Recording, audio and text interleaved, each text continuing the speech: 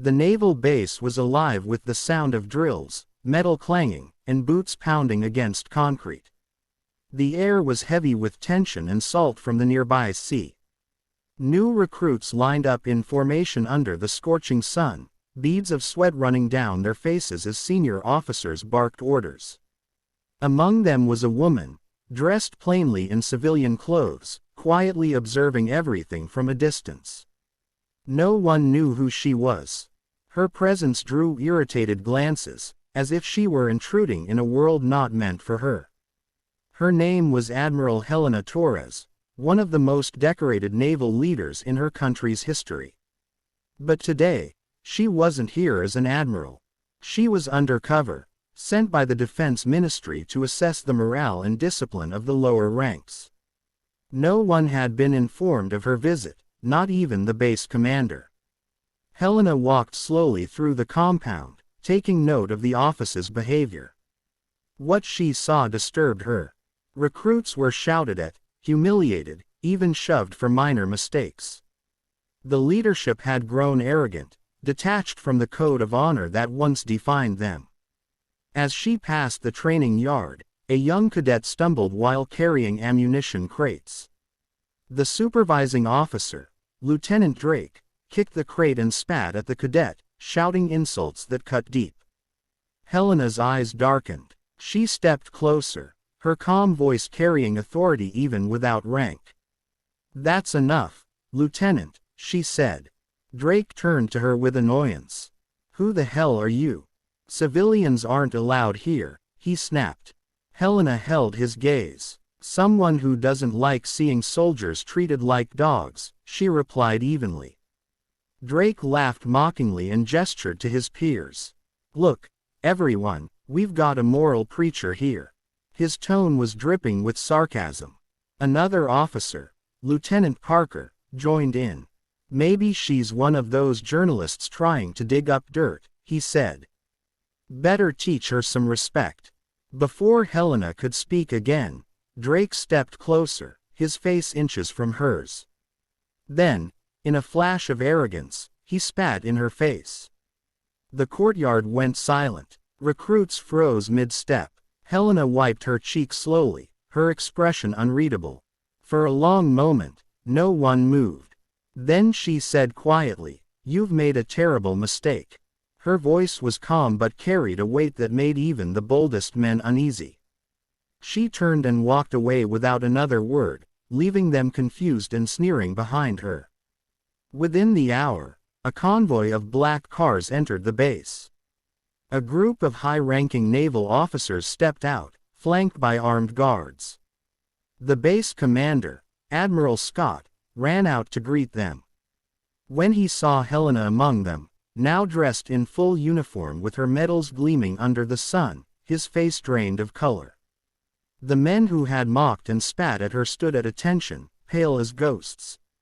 Helena walked straight up to Drake, who now realized who she was.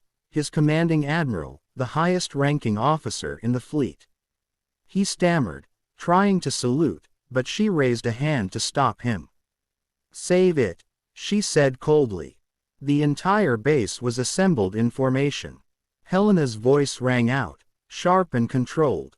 "This base has forgotten what it means to wear this uniform. Discipline without respect is tyranny. Strength without honor is weakness." She turned her gaze directly to Drake and Parker. "An arrogance without conscience is poison to every command." The officers looked down, ashamed and trembling. "You represent this nation's defense, not its disgrace," she continued. "The people trust us with their safety. How dare you betray that trust for your ego?" Her words echoed across the yard, cutting deeper than any punishment could. Helena ordered an immediate inspection of all training facilities, interviews with recruits, and a full report on disciplinary practices. Over the next hours, she uncovered a web of corruption and abuse. Senior officers were extorting recruits for money, using intimidation to silence complaints, and falsifying performance reports to earn promotions. She worked tirelessly, refusing rest. Her mission wasn't revenge, it was reform. Late at night, She sat in the command office, reviewing files under dim light. Memories of her early years in the Navy came flooding back. The struggles she faced as a young woman in a male-dominated force, the endless battles to prove her worth not through gender, but through skill, courage, and honor. The next morning, she called for a closed assembly of all officers. Her tone was measured, her words deliberate. Some of you think power is about shouting louder, standing taller, or humiliating those below you. But real command, she said, is about responsibility. You lead by example, not intimidation. You earn respect. You don't demand it. Then she paused, letting the silence settle. I was once where these recruits are. I carried ammunition, cleaned decks, endured the same pain.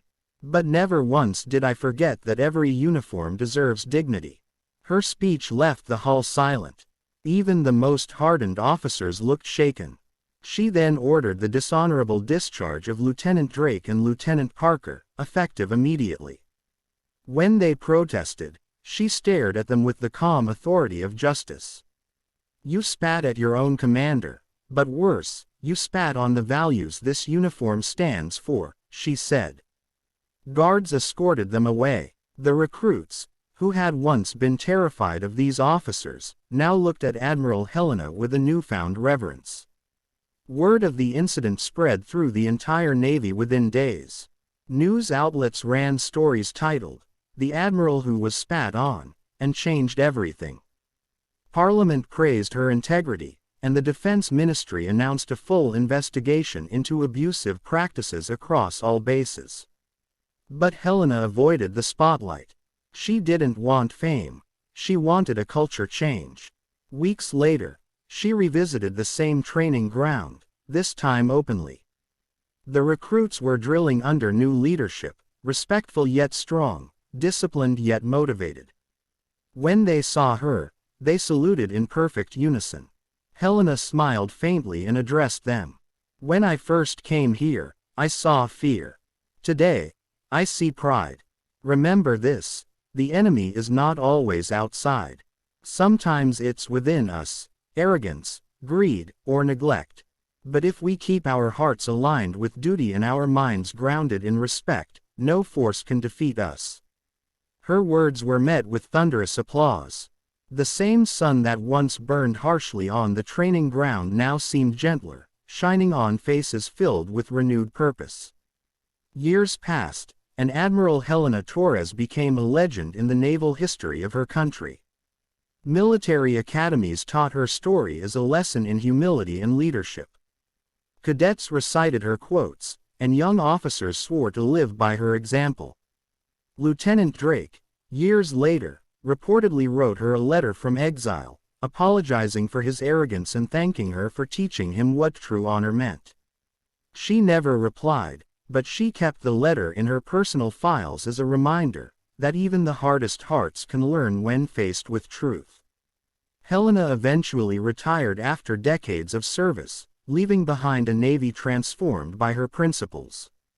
But the story of that day, the day when officers spat in her face and then realized she was their commanding admiral, became a symbol of justice, humility, and strength.